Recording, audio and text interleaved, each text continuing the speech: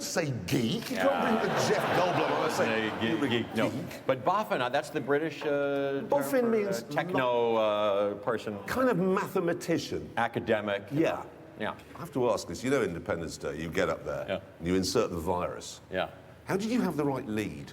Because I never have the right lead for my computer, and yet you're in this alien spaceship, and I thought that was pretty bloody clever. I was supposed to be very smart. You really smart. Figuring things out that you didn't even know I was figuring out. Yeah, I was very impressed with that. Nevertheless, so you're over here in London right now, appearing in a lovely play by Neil Simon, the great Neil Simon, called Prisoner of Second Avenue, at the Vaudeville Theatre, 8 times a week, 7:30 at night, 2:30 on Saturdays and Thursdays.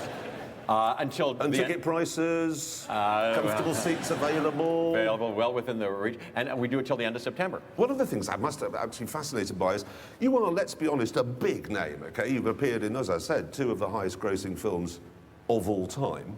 So what is it that causes you to say, right, I'm going to go and appear in a play in London?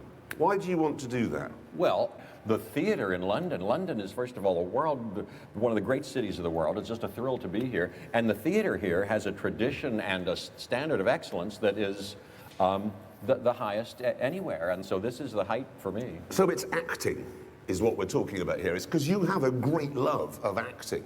I do. Now, cars. What do you drive now?